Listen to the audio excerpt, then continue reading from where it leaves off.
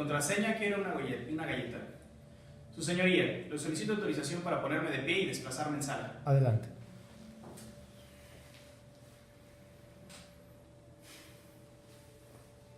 Siete de cada 10 mujeres en México sufren violencia de género.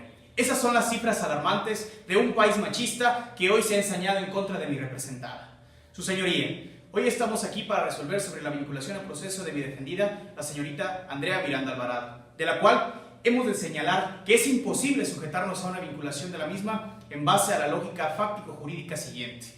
En primer término, la Fiscalía malamente alega acerca del delito de lesiones calificadas, mismo que debemos señalar. No existe un nexo causal para poder establecer que mi defendida es aquella que les ha causado un daño y una enfermedad permanente. ¿Eso en qué sentido? En el sentido de que la Fiscalía está basando sus afirmaciones en solamente manifestaciones personales y no obra en la investigación ningún dato de prueba concluyente en señalar que haya sido mi defendida quien los enfermó de la enfermedad del VIH. Esto lo podemos ver ¿en dónde? En las entrevistas realizadas a Carlos Antonio, a Israel Montes, a Oscar Hernández, a Sergio Reyes y, ¿por qué no?, a Gabriela Montes, los cuales solamente señalan haber visto a la señorita Gabriela en el Seguro Social de la ciudad de Guanajuato y señala haber tenido relaciones sexuales con ella. Sin embargo, mi defendida en propia entrevista señala que ambos dichos no son concurrentes en establecer que ella tenía la enfermedad desde enero del año 2017 y tampoco son concurrentes en señalar que efectivamente hubo relaciones sexuales entre los antes mencionados.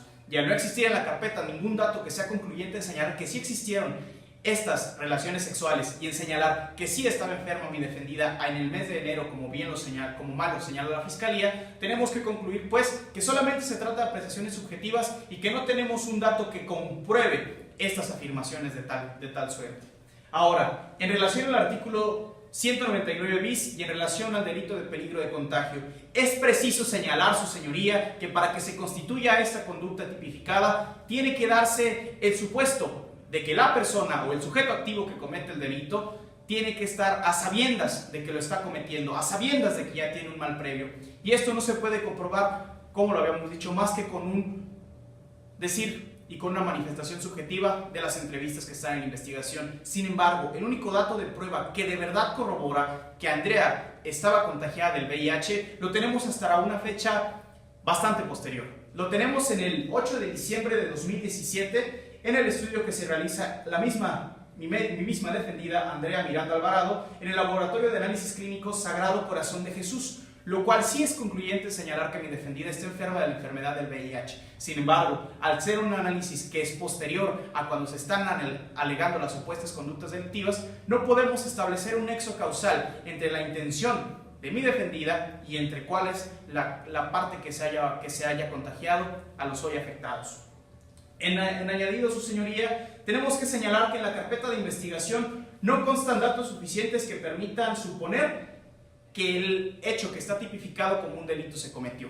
¿Y esto por qué lo señalamos? Porque el único nexo causal que existe es aquel indicio que se encontró en la detención de la misma Andrea. Pues se encontraron un paquete de condones, lo cual es concluyente en señalar que si bien iban a tener relaciones sexuales, nada señala que vayan a hacer sin protección. Ahora, en relación a la entrevista realizada a su novio, Luis Roberto Macías, tenemos que concluir esto como un dato fundamental para que usted, su señoría, se sirva en dictar auto de no vincular a proceso a mi defendida Andrea Miranda Alvarado, puesto que él se practicó un estudio el mismo 8 de diciembre de 2017 y manifiesta asimismo en su entrevista que no estaba enfermo del VIH, lo cual se puede comprobar con el estudio que antes hemos mencionado. En añadidura, su señoría, los datos que conté que narra la Fiscalía en su historia no son concluyentes en señalar cuáles son las situaciones de tiempo, modo y lugar de cómo se están contagiando estas personas.